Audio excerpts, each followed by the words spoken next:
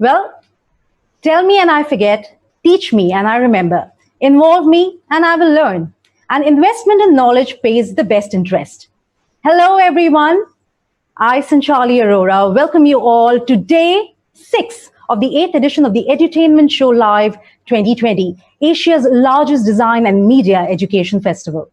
Now, Edutainment Show Live 2020 is a 10-day education seminar with more than 150 industry stalwarts sharing insights through webinars and panels and workshops every day.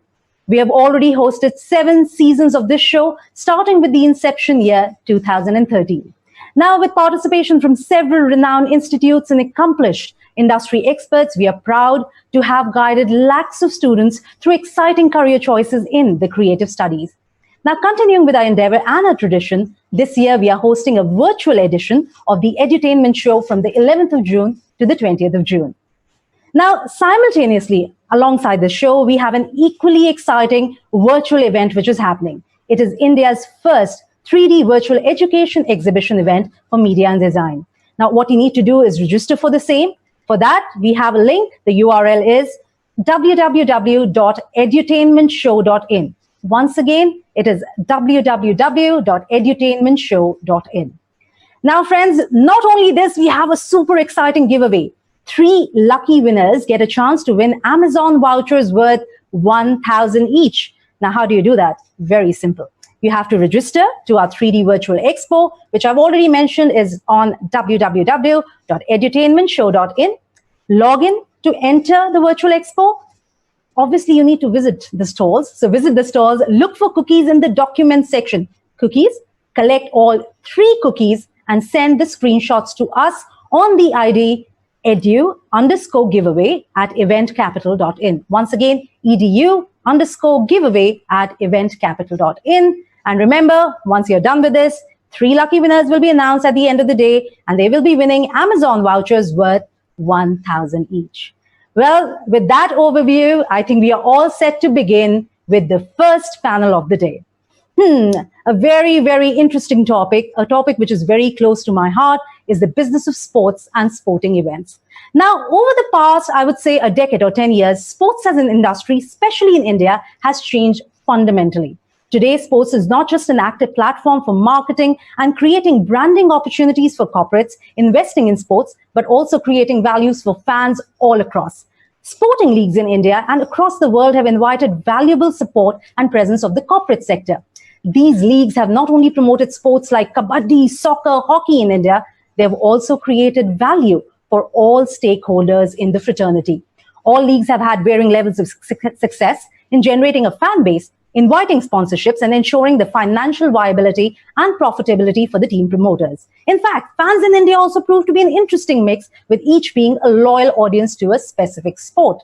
However, the ongoing pandemic has, wreaked havoc on the worldwide sporting calendar. We know a lot of events have been cancelled or postponed.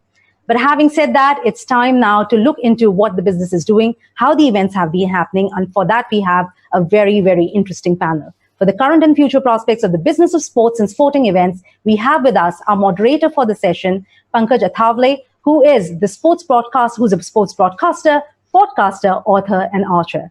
Nilesh Kulkarni, who's a panelist with us on this session, founder director, International Institute of Sports Management. Shaju Ignatius, founder, the Ignite Enterprise, experiential marketing specialist, and Radhakrishnan Sreenivasan, who is a sports broadcaster. Now, with a full panel, it's time to hand over the session to, of course, our moderator, Mr. Pankaj, to kindly take it forward from here. Thank you, Sanchali. Thank you very much. And hello, all who have joined in live in this wonderful show.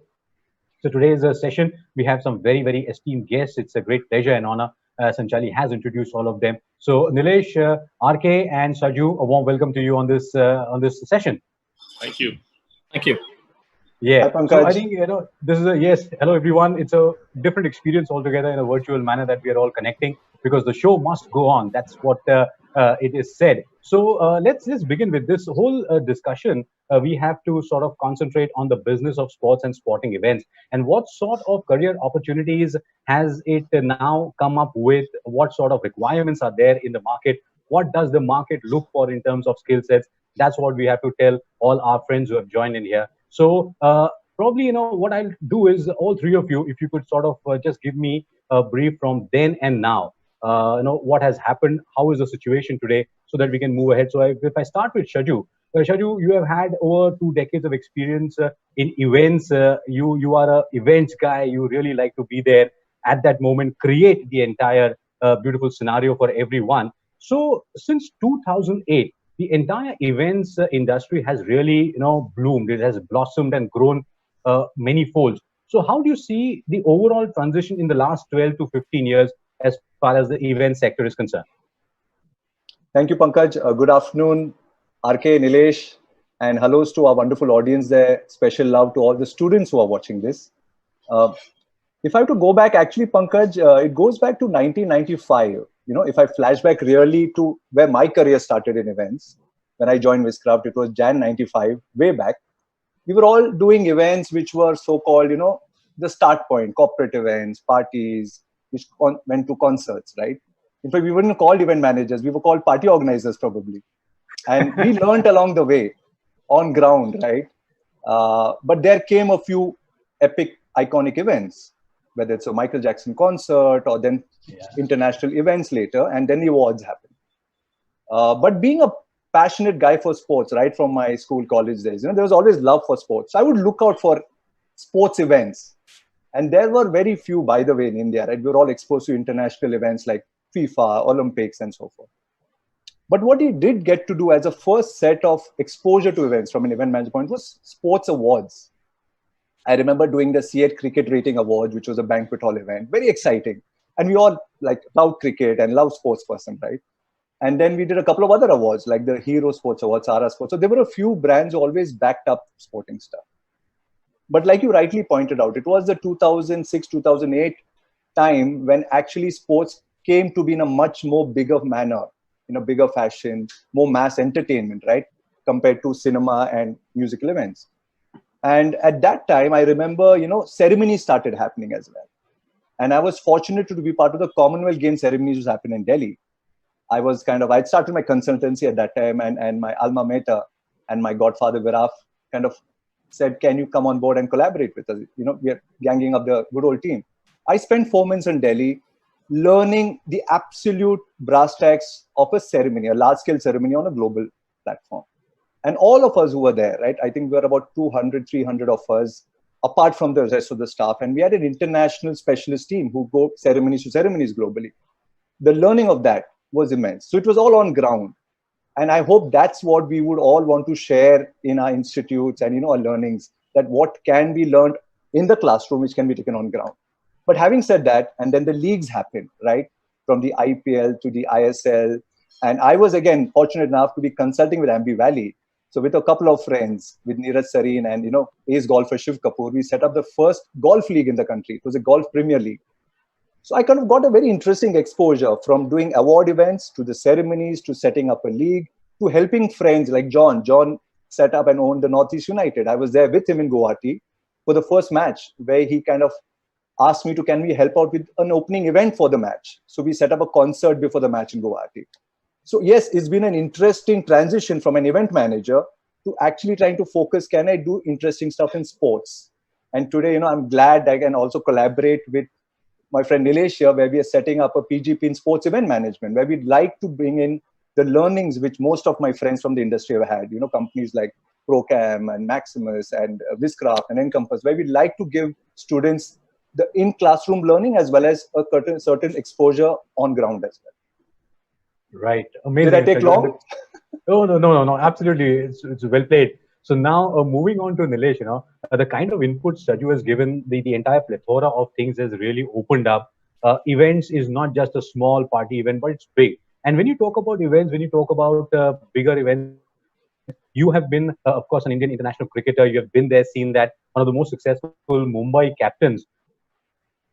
And also now you're trying to sort of bridge that gap between reality and education. So in your view, how important are these events and the business of sports as related to the federations or to the bigger things that the government is also coming up, probably Khelo India and things, because the students are really very, very excited to check out these newer opportunities.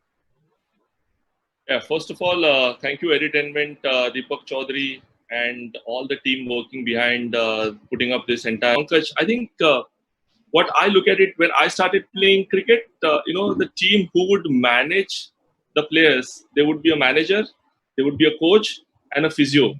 That comprises of a back-end team for an international team traveling any place, India or overseas. So that was the back-end team. And you compare that now with IPL, a 15 people squad, there is a 15-member team travels with the team. So the transition is fairly immense in terms of the upgradation, the awareness and understanding. But the beauty of it is, for me, the way I look at it is, the business of sports standpoint, IPL, in my opinion, is a very, very critical step. Because if you compare that with the global practices, the global sports business and economy revolves around sports annual properties. And in form of IPL, India got its first annual property as a marquee event to plan every business aspect around that sporting engagement and an activity. For me, that is a huge step India took and BCCI took by introducing an annual property, a calendar event, because previously it always used to have a bilateral. We had a Mumbai Marathon, was a third week of January marked event, but you cannot call it as an event. You cannot call it as an activity because it's a single day event. But what IPL offers you is a 2-month extravaganza, but with that opportunity gets created, more than 22 to 23,000 people work and get associated with that particular event. For me, that's creating an opportunity. For me, that creates multiple options for you to engage. And then you talk about ISL, Pro Kabaddi League, including Hello India initiatives. And then you are talking a complete transformation into business of sport in India. And that's when I feel lucky that when we introduce our institute, the idea was to create that trained professional manpower for the industry. And that was our trigger point to introduce ISM, because we realized that, with no offense, IPL, then Commissioner Lalit Modi offered a contract to a UK-based company to manage IPL, because India did not have that manpower who can execute a large-scale event like that. And like Shaju rightly mentioned, we learned on the field because we did not have any reference points to come up with tried and tested methodology. Eventually, it got to a point where we needed to formalize it and create a complete pathway, which will allow churn out all these. Just to give you a parallel stat, there are almost 1,400 marathons, small and big, takes place in India. Imagine that itself is an industry of 1,300 marathons, small and big. It's a huge industry itself. The high minimum is 50 lakh and the maximum is about 50 to 80 crore, which is a Mumbai Marathon, that one-day event. And imagine you spread that amount, itself becomes a phenomenal industry. But credit to Government of India, Sports Authority of India, and NIS, who are coming up with so many strategically planned pathways of structured approach. And I'm happy that government is planning to bid for 2032 Olympics. And we should all be proud of that particular thought, because that will give lot of focus of India being a sporting nation. Absolutely, really well said. And as you mentioned about the new normal and the importance of the government getting into a lot of working with the Khelo India, it has really made things very, very vibrant. So friends, here, Shaju mentioned about events, how it has really bloomed and blossomed. Nilesh mentioned about how the government and cricket as well as non-cricketing events have become very, very big and huge. And now I come to you, RK. You have been involved in broadcasting for a long, long time. Absolutely phenomenal, not just cricket, but other sports also. So the events are there, the federations and the associations are there to create, but there is also a lot of vibrancy now as far as the broadcasting space is concerned, where not just English, but also the regional areas have become really huge. So your take on the blooming of the broadcasting area. People like us, it's been a pleasure to do commentary with you on Kabaddi, for example. It has been a pleasure to do cricket. So how has this space evolved? First of all, thank you so much for having me. Wonderful to be on the same panel as Shaju and Pankaj. Of course, we go back a long way. And of course, Nilesh Kulkarni as well. To every one of you who's watching this broadcast, is that how we mention these days? Yeah, that's the new normal broadcast, so to speak. But just coming back to your point about how much it has evolved tremendously. I remember, when Shaju was talking about 1995 when things started. I was in standard 12 at that point in time, Shaju. Well done on that. Yeah, I was in standard 12. I had absolutely no idea that I would want to be a broadcaster. Even that didn't cross my mind. All I knew was I was interested in sport, and I was taking part in debates and elocution and whatnot. Right. So over a period of time, I realized maybe this is the way to go. And when I started job hunting, so to speak, there were hardly any channels around. Forget about, I mean, the Star had just about come in the mid 90s. So that you had more than just Doordarshan to, watch anything on. So that's the period that I'm essentially talking about. And even when you wanted to apply for jobs, you effectively had, say, ESPN, Star Sports. Even the news channels, you did not have the number of microphones that are being thrust as we speak these days. So you didn't have any of those.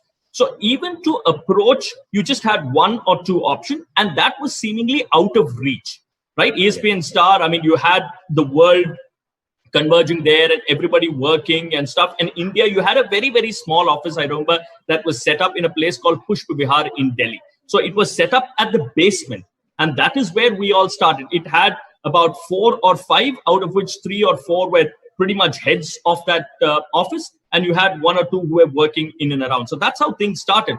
From then to where we are now, it's just a remarkable transformation, because you started off with the English broadcast, then Hindi got enough and more thrust. And as you rightly said, Pankaj, the number of regional languages that have got immense thrust these days is mind-boggling. I know at some point in time, everybody thought this is the way to go, but for a broadcaster like Star to take that initiative, there have been others who have tried to do it, but the kind of initiative that Star has taken over the years has lent it that enormous amount of push. So what happens is, there was a time I distinctly remember, if you're not fluent in, say, English, for example, people would think maybe this industry, well, I can't do much in this industry. Maybe I can't get into broadcasting at all. That was the thought process at that point in time.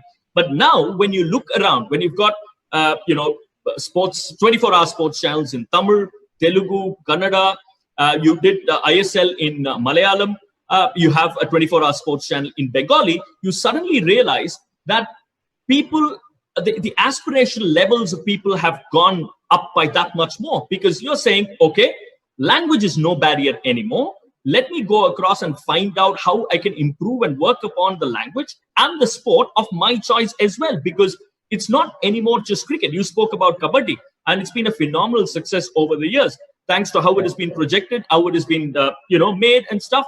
So I think the options are enormous. And Nilesh was talking about the opportunities it creates. Shaju has been in that business for long enough at the moment. So in terms of this as a viable option, it has opened the doors for everybody. Because say 30 years back, let's be honest about it, say in the mid 90s or the 80s, if somebody wanted to say, look, I want to be a sports broadcaster, the natural question is, but how are you going to, live comfortably, live a comfortable life? Because I don't know who's going to pay you. Because even playing cricket on the street, people used to turn around and say, yaar, tu hamesha cricket khelta rehta hai, isse thodi na kuch hoga. That was the idea back then. But now you say, there are opportunities that are available elsewhere, and therefore you go ahead and probably grab them with everything that you can.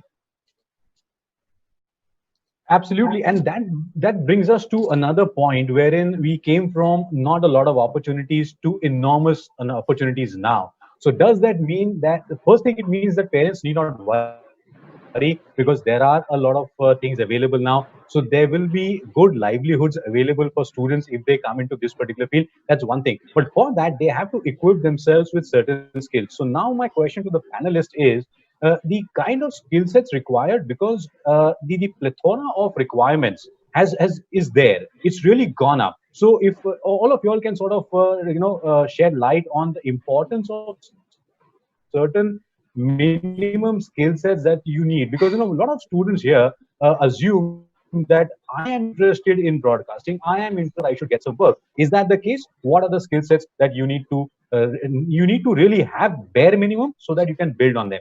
Shaju, starting with you first. See, I could probably speak primarily from a sporting events point of view first, and then of course you can expand further. From when event management started, like I said, and then for the next decade or so, we were all learning, and then event management institutes came out, right? Mhm. So it became a combination of classroom training, and of course, you need it on ground. Now, moving to sporting event management. Today, the opportunities are immense. You're not just a sporting event manager, you can be a sporting agent, you can be part of the sports broadcaster. If you're adept enough, you might want to own a franchise and run it based on funds availability, sponsorship, marketing. It's non-stop. It's as good as any other business, if not more, right? It's probably giving more opportunities than even mainstream advertising today. And most importantly, you can follow your passion. This is what I lived with. And I know a lot of my friends in the industry of experiential marketing that we call now, right? Event management progressed and advanced to what we call experiential marketing. Similarly, in sports events now, you could do and be whoever you want as long as you have the passion for sports. If that exists, then you'll find your way, whether you need to get education in that particular field or you do a combination of education and practical training. So having said that, I think sports, and this I've been saying all through these last 2-3 months, sports is one, what I'd say, an experience which will combine humanity. It brings back humanity together. The spirit of togetherness, come what may. Today, most of us are sitting at home, but I think the spirit of coming together is being explored, and I think very beautifully done by Edutainment. The first ever virtual exhibition. It's a pleasure today to be talking about this particular field of sports and sporting events. So I think the opportunities are immense. Like you said, Pankaj, parents to be worried or not, that will continue, right? Everybody's going to say, what kind of business are you get into? But having said that, not just globally, India today has opened up so much in sports, and I think it's just the beginning. And I'm sure Nilesh will kind of second and third that along with RK, that we are probably at just the thrust of what sports will bring into our country and what we can expect for the future for prospective students, professionals, and you. Right. Nilesh, your take on the minimum skill sets, because there needs to be a reality check before you come into any sort of field. But we find a lot of friends who are very excited. Yes, I like it. I want to get it. So what would you say to them?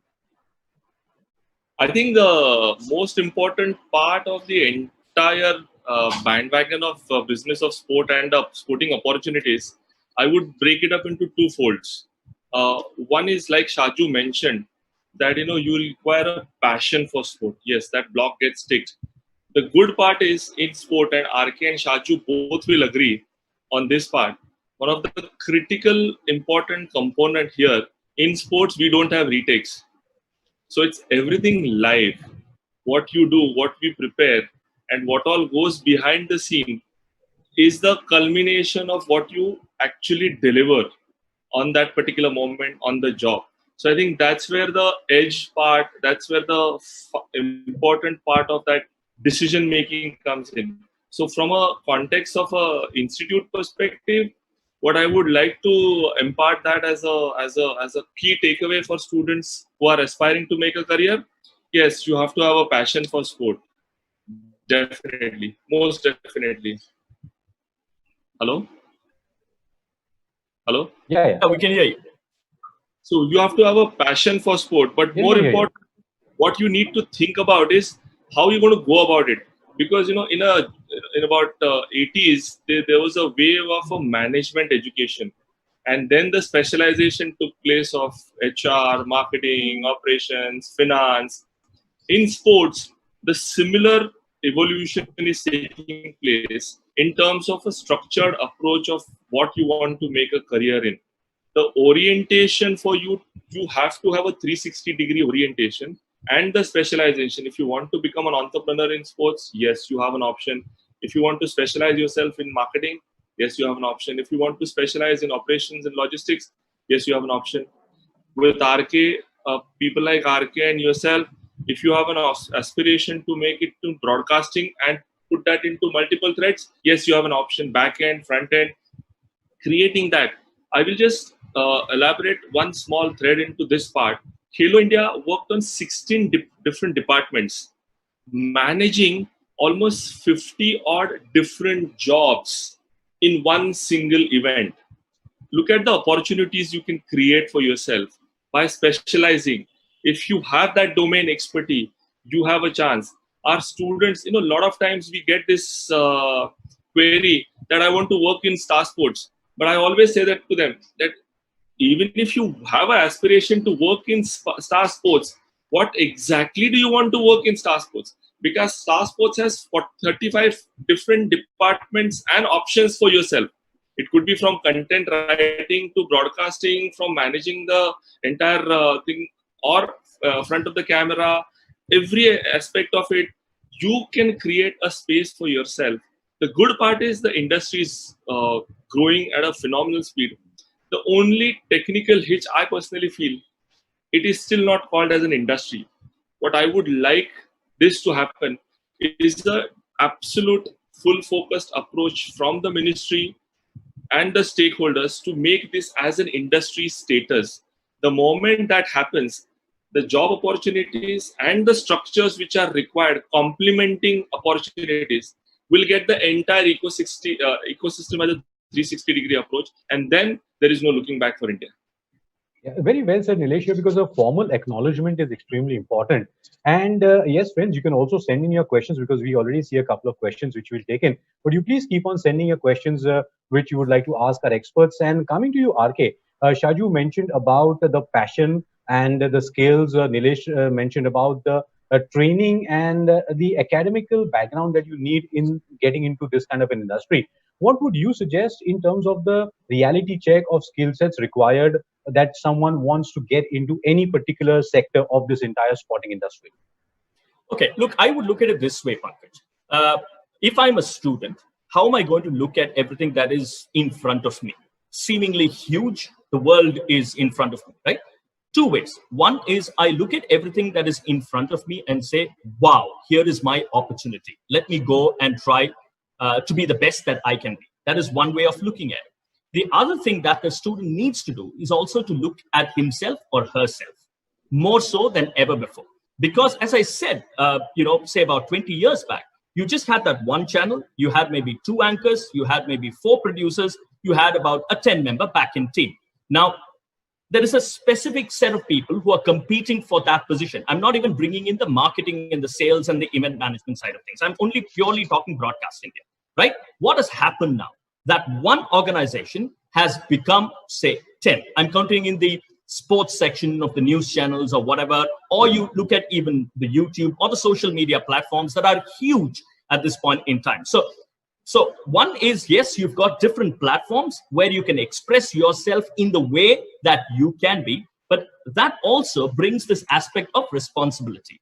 Now, there is availability, which doesn't in any way make it extremely easy in a sense, because when you're talking about the skill sets that you need, you still have to be absolutely certain about the knowledge that you have with respect to a particular sport or the sporting ecosystem that you're operating in. You still need to get that experience sorted out properly.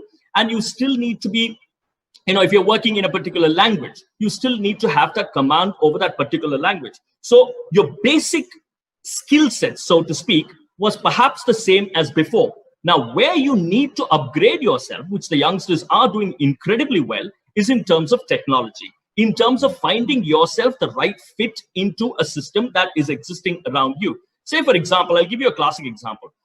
Obviously, there's not much live sport happening. Therefore, almost every one of us is turning into a content creator. Because at some point in time, that's where the world is going towards, I think, as a sport. I mean, normally, the reliance is heavily on live sports events, right? And you do programming around it. Live sporting events get you the maximum eyeballs. That's fairly obvious. Now we are in such a situation where we are beginning to think as to what we can do beyond live sport to get into the mind of people who are watching us, right? Say, for example, I try to put forth something called as the RK Show. Every Sunday, I try to interview a sporting personalities and put it out there for the consumption of the people. So every one of us is trying to be content creators. I mean, there are so many lovely people out there who are creating content. So that's another way of looking at it. But again, even in that, there's so much thought process. There is supposed to be a proper rundown, at least in your mind, that goes through. And the kind of content that you want to put forth that can be appealing and that you're comfortable in putting. For example, I cannot go there and be a stand-up comic because I'm not that kind of a person. So it's about you feeling comfortable, you understanding your strengths, and you putting out what you think should be put out so that people also enjoy. So, I mean, those are things that we are constantly looking at. I mean, for example, this conclave, I mean, the last year or a year or two back, we were there, we were sitting and chatting, but this is the new normal. And hey, if somebody told me, say 3 months back, that we are going to have a virtual conference, I'm like saying, that should be boring. But now you're sitting and saying, people are tuning in, people are writing questions. Well done to Edutainment for just going in and saying, look, and everybody evolves. And when there is, this is probably, I would look at this situation and say, this is a perfect opportunity to think a bit more and to evolve. And mankind has always evolved, and we will evolve. Absolutely, absolutely. So innovation is the key. Understanding yourself, research, planning, extremely important. And we're getting lovely questions. So before we move on, we have a question on esports. But before that, we all are virtually connected in this particular session in Edutainment because of the pandemic and a lot of issues. And it has also taken a bit of toll on sports per se. There are questions, there are a bit of anxiety that when is sports going to start again. So the question here is for all of you, when can we expect things to be back on track? Will it be exactly like what we used to consume earlier and live earlier? And this is specifically in terms of sports. So Shaju, first you. So where we specialize is more ground, right? And then broadcast. Yeah. But having said that, I don't see a reason why closed stadiums or closed venue events can happen, which can be broadcast or webcast, like what RK said. Today, I think most of us have figured out how to kind of create digital content, including myself. Because Jogi RK, somebody who's used to be behind the cam, I'm today kind of setting up a content once a week, speaking to sporting personalities. And it's fun. So I think the work has already started, Pankaj. We are not waiting for any future. It's already begun where we are creating content in sports, whether it's education, whether it's insights, and planning forward. Yes, having said that, the true experience of an event, and that's what we as experiential marketers specialize in. How do you create that stadium experience or that venue experience? That might take a bit more time, subject to regulations. But before that, I'm sure we'll find ways and means to kind of bring people together, maybe in small bunches. Until then, virtually, we can all participate. The day when the Bundesliga started, I know how excited I was, like a good old school kid, wanting to watch that first match live because it's live. Right? And I'm sure such opportunities will be explored by the given authorities and by the right professionals out there, and then we'll back them up. Yes. So Nilesh, coming from the game perspective, there are also a lot of people who would like to play, who would like to watch it live. So do you think things coming back on track? We all are positive. Yes, things are going to happen, as Shaju also mentioned. See, there are two things. I will just relate to your previous question as well on the eSport fund. In the entire pandemic time, esports is the only industry which has not stopped. In fact, it has grown multiple folds, including the prize money people are winning is phenomenal. And for all those who are aspiring in this space, the retirement age for all these guys is 27 and 28. So it has reduced the sporting retirement age also, and it has beat them. In sports environment, we always used to say that our retirement age is 35. But in an e-sport environment, the retirement age is 27. So the opportunity you can create right from the age of 15, 16 up to 25, the amount of opportunities you can create for yourself and the financial support you can get is unreal. But I only want to wait and see till it gets stabilized, till it gets formalized, because if Olympic is going to introduce as a pilot in the next Olympic e-sport as a tester, then we just have to wait and see what's in store for us in the years to come. So from an opportunity perspective, it's phenomenal. But coming back to your question, I think the relation, you were saying about a relation, right? In terms of how we can relate the context of it. Yeah, the current pandemic issue, how things can be, expected to be back in action as they were earlier. The way I look at it is, look at the La Liga thing. They gave fan an experience as well as the players an experience of the stadium. So they could actually view it live by having the LED walls with their real-time experiences. So that was phenomenal. For me, that can become a new normal. Till the time you find the vaccines and all the other things which we are not having any control. I was watching Mr. Batra, our Indian Olympic Association president, and he announced it that they have activated the sporting activities across all 84 size centers for training and getting ready for tournaments. And he officially announced that they intend to start the sporting competition calendar from October onwards. Okay. Barring the contact sport. So which means is an extremely positive step from an India context.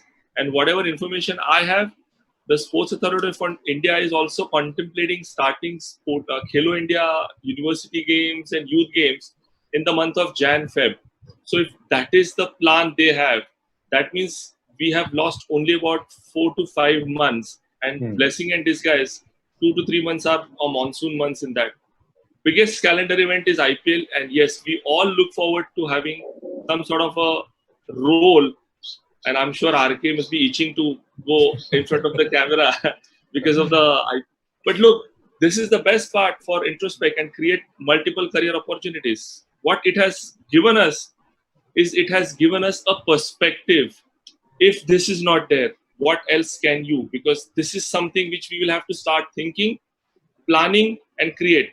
And I'm happy that federations and Indian Olympic Associations, including BCCI, they are taking those corrective steps of how do we address that. If there are no fans in the stadium, we still go ahead with the players playing competitive cricket, but how do we get them? Because without fans at an international level, trust me, as a player, you will not feel the same experience on the ground. So how do you create that for you to push that 1% extra?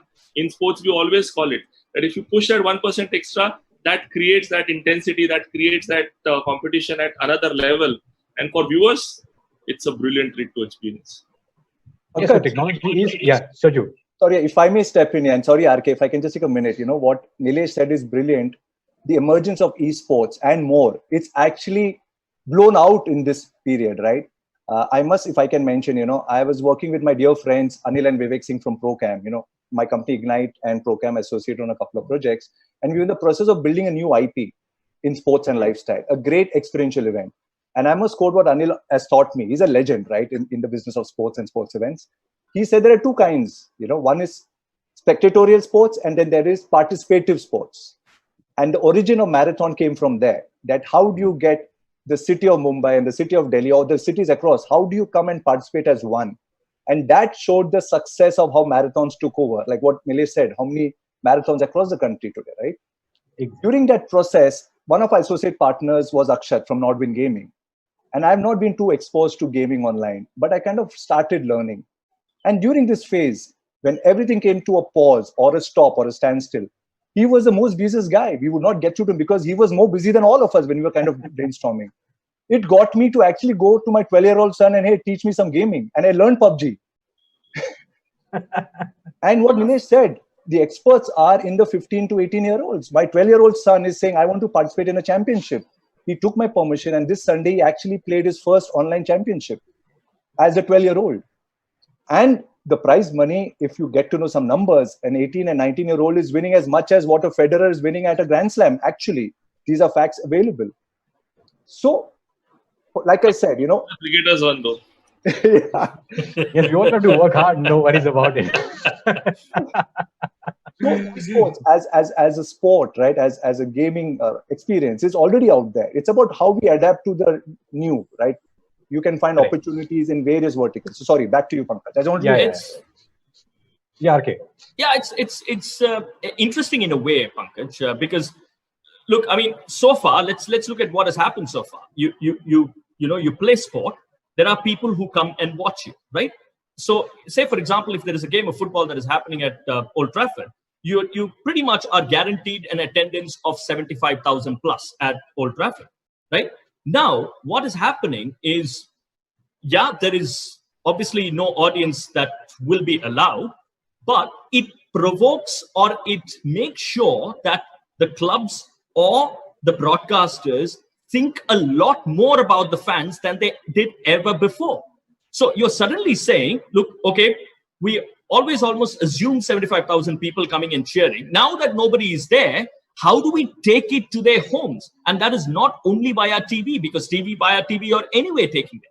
So therefore, you're trying to come up with innovative waves of fan engagement even more. I think that is the next phase, according to me, the fan engagement. And how seriously are you taking your fans and your sport to the fans? I'm not saying you haven't taken it, but there were a few areas which you thought, we are playing a good game. People will come and watch it.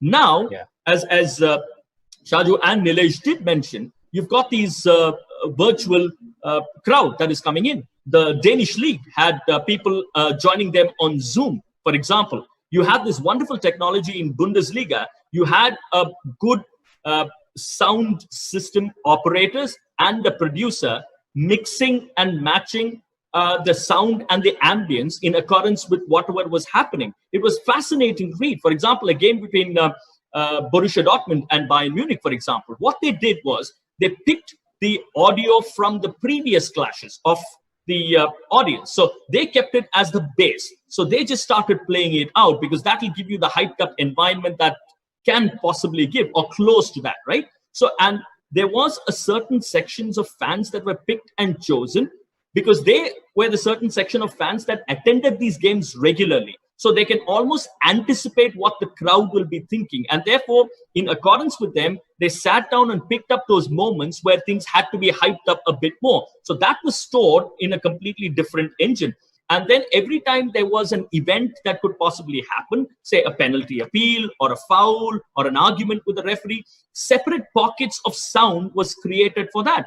I mean, Shaju spoke about gaming. I love my gaming. I play my FIFA 20 very, very rigorously and very, very regularly. So when I play that, for example, the kind of stuff that an EA Sports is able to or has been able to create is absolutely mind-boggling. So if there is a close shot at target, how is he able to just match that audio to whatever is happening on, FIFA 20, for example, which is just fantastic. It's a close miss. The way they describe the action, I know it has all been pre-recorded, but just to punch it in or just to have it at that moment just gives you that real feel. I mean, I almost feel like a manager who's sitting on a budget of about 200 million pounds and I'm trying to buy players. There's virtual interaction that happens between me as a manager and someone as the manager. So many things have happened. Just going back to that point about esports, and therefore, as Shaju said, we're already there. It's about maybe this period is an opportunity, as I go back and say, this is allowing us to think more, and we can be better. Definitely. And all these areas, friends, that our experts have spoken about require skilled personnel. That is what we are trying to talk about in this session that Edutainment has got to us. You need the skill set, and that's where probably we can wind this session, because we can go on talking about this for a long time. We all are so passionate about it. So as our students and the friends who have joined in, so when we require skilled personnel for all the things, friends, guests you have mentioned, Danish asks us whether bookish knowledge is also important. It has to bridge. Your thoughts on it. So, Shaju, starting, bookish knowledge is important. And of course, there are a lot of educational institutions providing formal courses on the sports and other areas. But bookish knowledge, how important is it? Shaju. I think it's a fair balance. As in life, everything has to have a fair balance, right? And what RK started with, RK, I kind of resonate what you said. As a student, what's the take home, right? As a viewer, those who are students out there, I'm still a student in the journey of life or events or sports, as you call it. Every day I'm learning, and today's great learning with our panelists here. I go back, and this has stayed with me. When we were students in school and then college or whatever, school especially, right? We would get that 1 hour of play and we would look forward to it, right? You start with 6-8 hours of school, then you come back and there's homework, and you just say, I want to go out and play for those 1 hour, 2 hours. And those 2 hours would fly like 10 minutes. If students can figure out that those 2 hours can actually be the 10 hours of your life for the rest of your life, that's how I've taken on my vocation as events or content or generally experiential. Today, I enjoy what I do and it's not work for me. If I pursue reading, if I take on a program or a degree or a course and look that as a learning process of what I want to do, it's going to be fun. And then you go on ground as well. So for students, this is what I leave with you, that if you continue to look at this as a vocation, as your passion, as a do to have fun and not a job, you'll never ever get bored of it. Remember the school days where you used to rush to go down at 5 o'clock to play with your friends. If you're in the business of sports and sporting events, then that 2 hours will become your next 10 hours or 20 hours or the rest of your life. But yes, your question, Pankaj, is about how important is theory vis-a-vis practical. I think you need to have a basic exposure or definitely something which a lot of institutes today are actually providing. And thanks to that, you have the opportunity to go out there, do your degree or diploma, and then kind of pursue that with practical knowledge with the right companies or professionals out there. Great. Nilesh, your take on it? It's very simple. I think, like Shaju mentioned, you have to have a balance of it. But more importantly, what I would like to elaborate more, without the theory, you will not understand the practical experience. The most important part, a lot of times students feel that, oh, I know about this. I've seen it I've seen it here. I've seen it there. But unless you actually put that into practice, so, for me to say I can actually become an RK is my ambition. But can I really become an RK? It's not possible, because the amount of work which he has put in to be who he is a statement of what hard work he has gone in. And that can only come with your passion and perseverance to achieve the excellence. And I always share that with a lot of my students, saying that I love my Mondays, because for me, they're not working Mondays. I love going to office after retirement. When I introduced Institute, I love going to office because I look forward to that Monday. I enjoy doing that. And for me, that's an immensely satisfying space. My mind space, my overall satisfaction lies in when I go and do that work. So for me, because sport has given me this opportunity to create this space, I'm happy. And the same is applied. Without practical experience, you cannot take the right decision. And like I said before, in sports, we don't have retakes, and Pankaj and RK will relate to that, including Shaju more so, because you don't have anything. If you make a mistake, it's gone. It's not going to come back. For that, you require a lot of training. For that, you require a lot of number of hours to put in, not only from theory, but from practical experience and your planning and preparation, which is so critical for you to be that decision ready. And that for me is a sports which offers a career pathway for a lot of people. And I think one of the question is also, are there any education institutes? Yes, there are a lot of education institutes who offer formal degree. And for once, we also have that. The idea is, the reason why we wanted to create this pathway is to create an opportunity for all those aspiring sports professionals who cannot make it big in active sport can still make a career in sports for the rest of their lives. And for me, that's a brilliant opportunity for you to experience. And combination of those both things are equally important for you to be successful, because that one decision of yours can actually send a right message to RK in his earpiece as a producer, which he will actually share it in front of people. And if that message is wrong, the entire system gets blamed for it. And if the decision is right, you get credit for it also. And likewise for all the decisions you take for that particular moment or for that event to be successful. Yes, RK, a lot of engineers like us are listening to us, right now. They're tuned in, who are probably theory is important, but then we want to make a transition. So what's your take on the balance of theory and practical? Just very quickly to add on to that point of Nilesh, because Nilesh has spoken as an entrepreneur, he's spoken as a cricketer, he's also spoken as a broadcaster. So that tells you, he was a cricketer primarily. From where he was primarily only as a cricketer to where he is at the moment over a span of years. Now that obviously comes with experience, and that also comes with the knowledge that he has gained over the years through a variety of platforms or variety of mediums, which is theory, which is also practical. And he's also interacting with a variety of people, which has helped him grow to the person that he is, right? Coming back very quickly to that point of theory versus practical. Now, why do you learn theory? It is only to apply situations during certain points in time. As you say, I'm primarily a management graduate, right?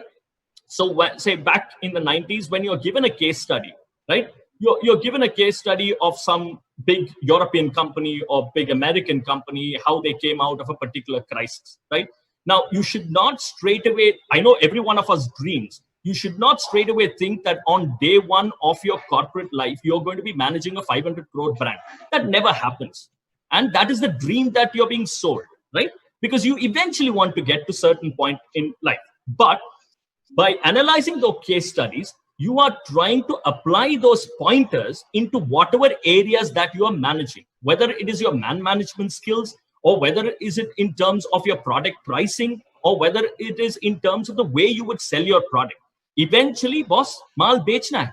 That is what eventually it all boils down, correct? So therefore, theory, yes, gives you a sense, but to completely discard theory, I would not advocate it at all, because you've got to take the best out of that to apply into your realms. For example, I've never gone to any I've never gone to any journalism courses, so to speak. At the start, when I was hunting for a job, people said you don't have a journalism background at all, and therefore we cannot give you a job.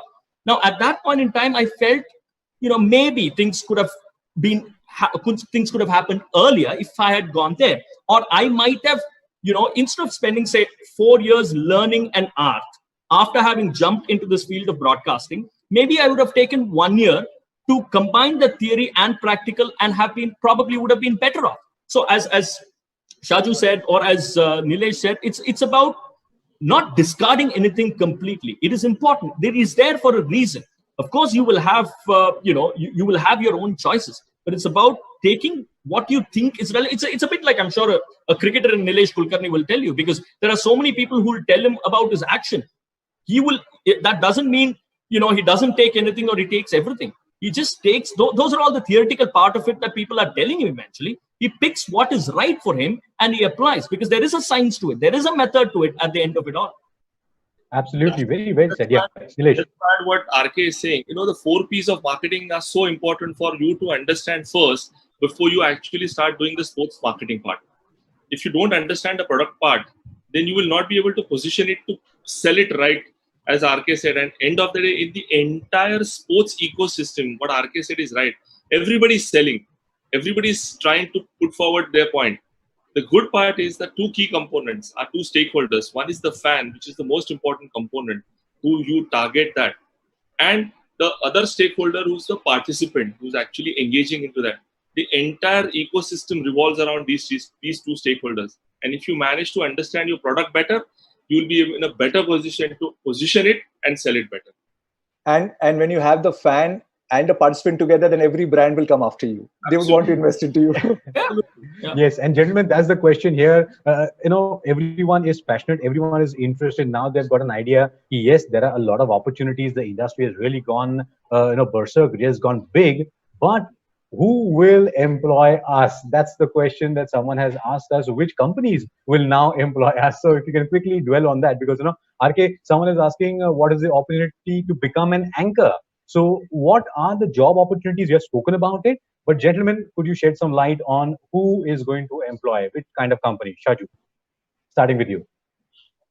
I think every prospective sport event or a sports, what you call it, a company is out there right now. Like I said, there are multiple opportunities in the sporting business. If you want to be an event manager in sports, then of course your event management companies, right? And there are many out there who are right now during this phase improvising, changing their game plans, but they will do it. Like a Procam or a Maximus who do the marathons and the pinkathons will find ways to bring it back, right? They're doing a lot of virtual stuff today, engaging their participants virtually to run the marathon. In terms of producing ceremonies, if you want to become a sports agent, the agent companies are out there, my friends at Cornerstone and Qua and all, who manage careers of sportsmen. They are currently, as we speak, putting them out there. They are engaging, they're talking, they're doing brand associations. Broadcasters, right? Star Sports, Sony, and so have you. And so many now OTT players are there who are going to look at content in sports. So I think the universe is out there. I don't think it's a matter of who will employ us. It's about, do you have the right skill sets to be out there in front? And what Nilesh said, the right balance. And what RK said, first, let's learn the basics. You might need them at some point in time. You will need them at some point in time, apart from the practical learning. So do not worry about where will I get employed. I think that will happen. It's happened to most of us. We find our way. But get your foundation right. Get your basics in order. Figure out where you want to go and set your path. And your employer will find you. Nilesh, do you agree to this? See, I think this is a new normal, but eventually it will settle down. It's just a stopgap. We just need to wait and watch. And like I always say, a lot of students come to us saying that they want to manage Virat Kohli. And I have a very standard reply to them. Do you think Virat Kohli is ready to give his reins in your hands? Are you ready? Are you equipped? First, get equipped. First, get that knowledge, get that experience. And that is not available freely in the market. And experience you can't buy. Knowledge you can still acquire. So that's something which I always tell all these students, that You are here for a reason. You first gain that, earn that experience, gain that knowledge. Once you have it, you become more confident when you're pitching it for a particular space. The opportunities, yes, will come. Like I said before, if the Olympic Association, Indian Olympic Association president is saying that from October they will resume, yes, they will. They are in a plan of resuming. Star Sports is doing all they can to make sure that they get back to their. They still started doing that, and RK will confirm that they are underway of coming up with the plans to actually come up with multiple options. That's where the opportunities lies. Once the live sport resumes, I don't see them coming down 1% also, and that's where the opportunity is. Right now, you are just playing a waiting game, content creation. RK, if I may ask you, how many people work for your show behind the scene? Because people see RK show, but there are 3 to 5 people, if I'm not wrong, if not more, who are working. That's where the opportunity lies for you to be in the space, to gain the experience. And experience is something you can't buy in the market. Spot on. Just adding to that point of Nilesh Kulkarni. Yes, I mean there are people that are always interested in working and wanting to learn the trade, learning the art of doing stuff, right? And also I think for everybody who's watching, look, I've always said this. There are 2 things that is always in front of you. One are the controllables. One are things that you cannot control. Now, the pandemic, the situation that you have at the moment is not something that you can control, because if you can control, you can produce a vaccine now and then cure everybody of everything, right? So don't worry about that at the moment in that sense. What is it that you can control is what you are good at and how good you can be at what you are good at. And therefore, if you're sensing that the opportunities might not be that much more as it was during the best of times, then the onus is on you to put an extra bit of an effort to push yourself harder and to project yourself as the best that is around. Because even the employers, instead of taking 3 people, if they're going to take 1, now instead of being in the top 3, you've got to strive to become the topper. That's the challenge that is in front of you. And that is something that you can control. And therefore, I again go back to the point, forget about the things that you cannot control, because you anyway cannot control them. So why waste your time thinking about that and losing out on the time doing things that you can and are indeed in your control? Amazing. And I think this has been a wonderful discussion. I hope all the friends who have tuned in, parents, students, have got all their questions answered. In fact, we all can go on talking about this because such a close to our heart topic. But thank you, gentlemen, RK, Nilesh, Shaju, for joining in today. And we hope all of you all remain fit, positive, and very, very active, so that, in a very, very soon, we're going to be back in action. And as you said, Nilesh, the new normal doesn't matter with the changed world. We're always going to be, because sports is something which teaches us to be always fit and alive. We always win or we learn. So thank you very much, gentlemen, for joining us in this session. And thank you, parents, as well as students and friends, for joining this session, asking the questions, and hope we have been able to answer all of them. So it's a goodbye from me, Nilesh, RK, and Shaju. And it's back to you, Sanchali. It's a pleasure. Like we say, stay sporty and stay happy. Yeah. Always, always.